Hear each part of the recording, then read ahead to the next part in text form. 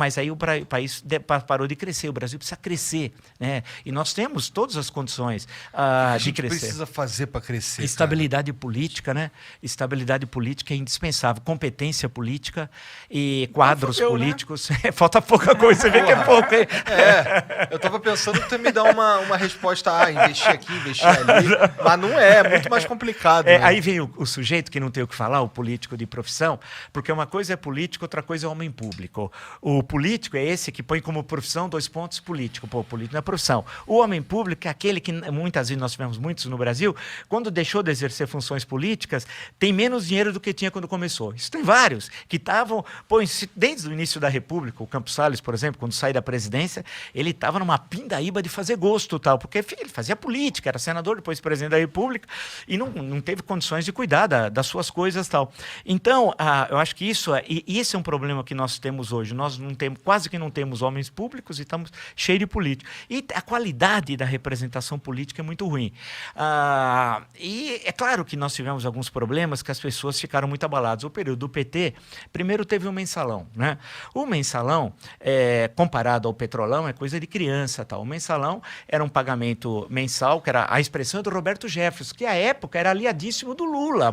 Não custa relembrar. Tanto que o Lula disse que confiava tanto no Roberto Jefferson que daria um cheque em branco para o Roberto Jefferson. Falou isso várias vezes. E é muito engraçado ver hoje os bolsonaristas defendendo. É muito engraçado. E é bom lembrar que o Roberto Jefferson foi da tropa de choque do Collor também. Em 1990. Qualquer um que está no poder. Qualquer um. Falou em... o Collor teve 36 votos, acho, contra o impeachment na Câmara, em 92. Um deles foi justamente do Roberto Jefferson, que começou a vida política num programa chamado O Povo na TV, uma coisa pavorosa do SBT nos anos 80, no Rio de Janeiro, que inclusive morreu um bebê ao vivo. Ao vivo! Era um programa horroroso. Não, como assim morreu um bebê ao vivo? Levou lá uma senhora que não conseguia internar o bebê, e aí foi um escândalo. E era um programa muito simpático, realmente muito cultural.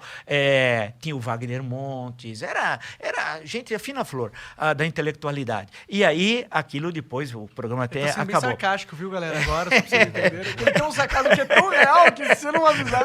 E o Roberto Jefferson era advogado do programa. Aí, em 82, ele é eleito deputado federal. E a partir dali que ele começa essa carreira. Na época era um cara gordão, tal. Ele começa essa carreira. Foi da tropa de choque do Collor, depois foi íntimo do Lula. E tanto que a expressão mensalão é dele, que se consagrou numa entrevista que ele deu à Folha de São Paulo em 2005. E depois agora virou fanático bolsonarista. Na verdade, é uma persona, é um ator. Ele vai trocando, tal. Ele não acredita em nada. É um psicopata. Ou sociopata, né? Ele não matar pessoas. Você vai olhando a figura. Então, a grande questão que nós temos hoje, e aí é a tua questão, falta quadros políticos, né? O sistema político é ruim, né? Temos muitos partidos políticos, precisava mudar o voto, é voto distrital misto. Por exemplo, agora teve eleição na Alemanha. Você vê como você tem o voto distrital misto, você divide o país em distritos, né? Uhum. Aí você sabe quem é o deputado do teu distrito, porque você sabe, ele mora lá em tal lugar, tal, e ele sabe quem votou nele. Porque o grande problema do deputado federal, por exemplo, é que ele não sabe o que ser votado, por exemplo, no estado de São Paulo inteiro, que é enorme, né? Você não sabe onde estão teus eleitores. Até a tua relação com o eleitor é ruim, e do eleitor com você é mais ainda.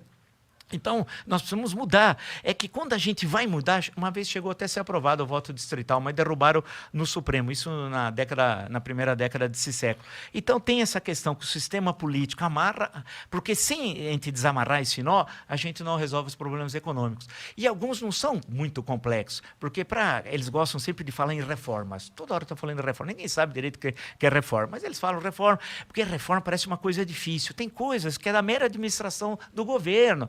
O beabá, primeiro, não ter corrupção. Isso não precisa de reforma, né? É só não ter corrupção. Ter uma boa equipe, caras que são bambambãs, aqueles caras, tudo, como a gente dizia antigamente, os camisas 10. Hoje tem time que nem tem camisa 10. Mas aí você tem aqueles caras que são muito bons na sua área de conhecimento. Você fala, esses caras... E não ter medo, o presidente, de ter uma equipe que o cara pode ser melhor que você, o ministro. Porque a grande questão que esses caras têm é que o ministro se destaca e aí foge da sua liderança política. Aqui em São Paulo, Montoro, em 1983, nomeou um secretariado que muitos secretários eram, assim, de formação melhor que ele, né? Ele montou um secretariado que era um ministério. Se você for ver os que vão se destacar depois no governo federal, quase todos vieram do governo. Esse que morreu agora, o João Sayad, aí você passa o José Serra, Bresser Pereira, você vai passando, Almir Pazianotto, que depois foi ministro do Trabalho do Sarney, que foi um importante advogado trabalhista, né, na época dos anos 70. Então, mas você não pode ter medo, mas os caras têm medo e tal. E tem estados e tem prefeituras que você não sabe o nome dos secretários. Bem, aqui em São Paulo é difícil lembrar o nome do prefeito, por exemplo, né? Eu não sei, pra ser sincero. Então, a grande questão é que nós temos a possibilidade, e na sociedade civil tem caras muito bons. Agora, não pode cair na ilusão que um bom gestor de empresa será um bom gestor público. Isso é um equívoco, porque uma coisa, na tua empresa... estava aí para provar isso. A preço você pensa de você, na tua empresa, né? Quando você vai lá à estrutura de Estado, cara, primeiro você precisa entender como é que funciona a máquina pública. Se você não tem experiência, você vai tropeçar. Segundo, você precisa ver o interesse do coletivo, né? Não é mais o interesse seu, da sua empresa. E aí o interesse coletivo sempre tem choques. Nunca as tuas decisões vão agradar a todos, porque tem política que ser agradável a todos. Não dá. Você agrada uma parte e desagrada a outra. A democracia, sim, a convivência dos contrários no interior do sistema democrático e tal. Então, o que falta é partidos mesmo, não o que nós temos que não são partidos, né? São gangues, né? São gangues. Algumas, o cara é dono do partido. Muitos políticos já me relataram, o sujeito chega e fala assim, olha, quanto você quer para ir para lá? Quanto você quer? Funciona dessa forma. E sem contar que eles também não têm... É difícil... A maioria dos partidos você não sabe exatamente o que eles defendem. Exato, são Eles partidos... não tem diferença o um do outro. si Não tem diferença. Não tem ideologia. Então, você pega certos países, você tem 7, 8 partidos. Tudo bem, 7, 8, 6, 7, com representação. Aí você sabe. Deixa eu te perguntar uma coisa. Você gostaria de viver de YouTube? Fazer seu próprio horário, trabalhar de onde você quiser e principalmente gerar muita receita? Pois é, hoje é a sua chance. Finalmente a gente lançou o Viver de YouTube, que é o único treinamento no mercado que vai te acompanhar do absoluto zero até a criação do seu canal de sucesso.